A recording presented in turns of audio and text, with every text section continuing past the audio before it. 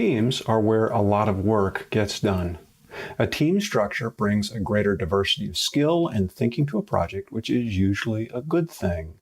For many people, the added social benefit brings a dimension of fun and fulfillment. Unfortunately, wherever you have two or more people, you have at least two different perspectives, two different sets of needs. You have the potential for the team to hit a snag, to get stuck. And when the team gets stuck, what do? Last week, I introduced to you the 5 pillars model as a way to understand what teams need and where the source of a breakdown might lie. Today, we'll talk about possible interventions, that is, what you can do once you know what the problem is. Let's get started.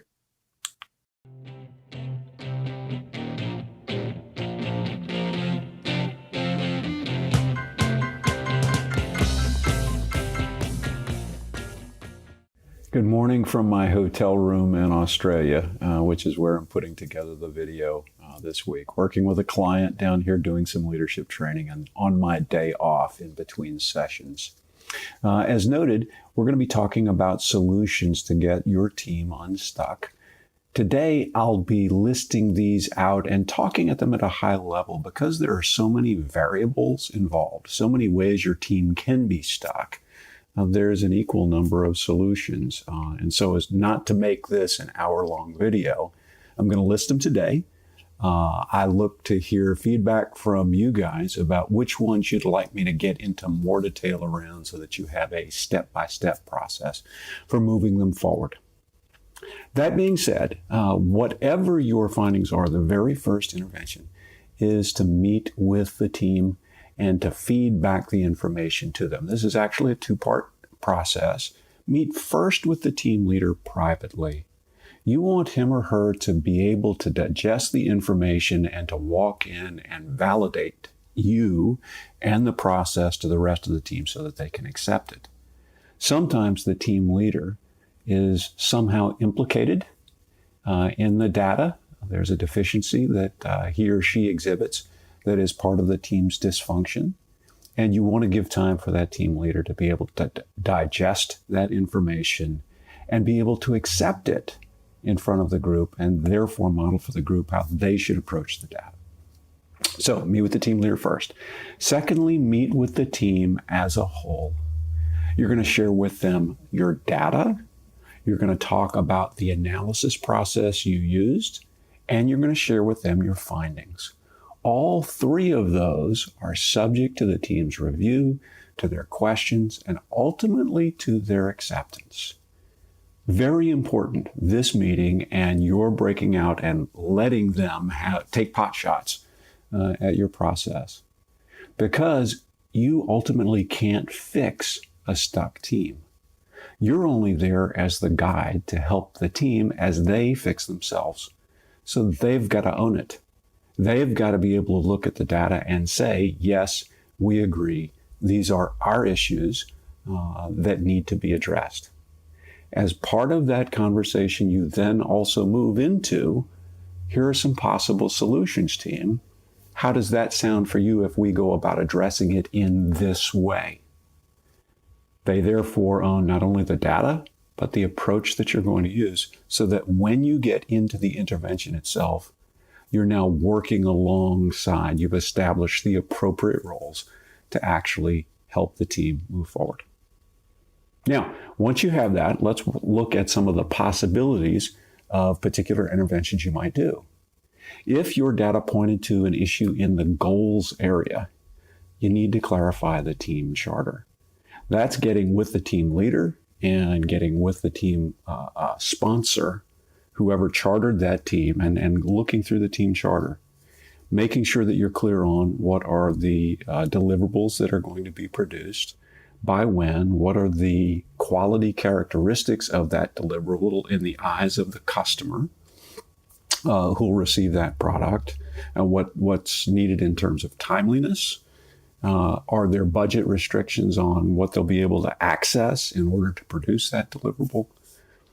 And so forth. What are the consequences associated with producing the deliverable at the expected time, place, date, level of quality, or not?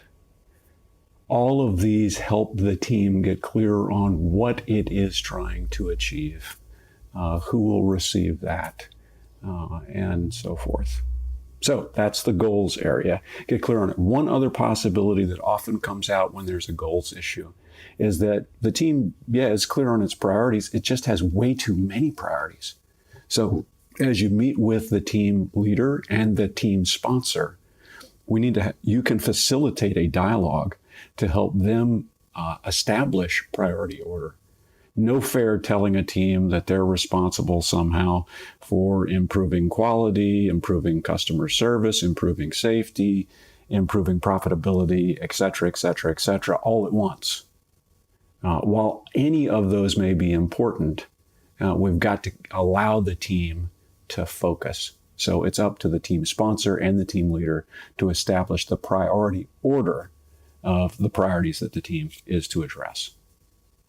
If the team has a roles issue, there's two possibilities. We either don't have the capabilities that we need on the team, in which case we need to step back and say, what does the project require and where can we find those capabilities?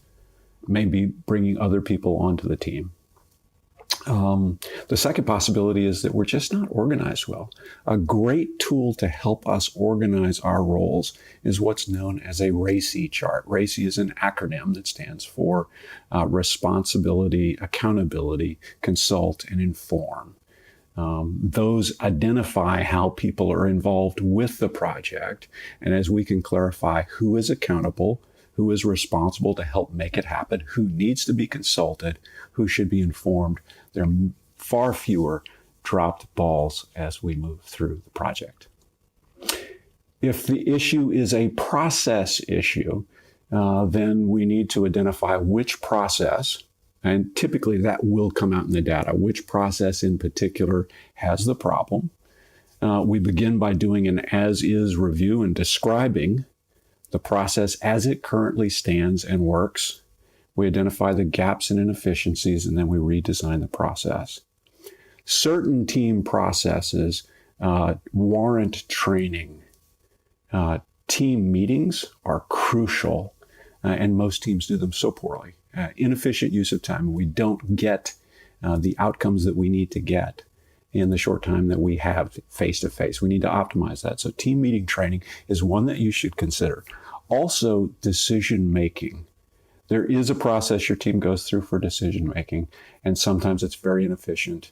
Choice analysis is a superb way to approach any team decision, and I recommend that you look at that for your team. So now we get to the two areas that are a little bit more sticky, relationships and leadership.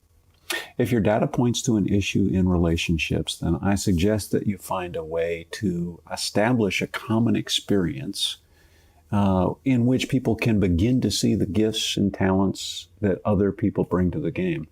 In old days, we used to do ropes courses with folks. We'd get folks out for several days and we'd try these things where we're swinging through trees and building stuff that's really hard and strenuous and fun and unique. And it was the actual being away and focusing on something that was new and different, and then giving people opportunities to talk and figure out and support one another that made for an effective team building experience. You can use a ropes course. I think they're still out there. I know they're still out there. Or you can do something, sign up to do a habitat house together, or some other type of nonprofit where the focus is on other people and helping others, but where we just get to work alongside one another.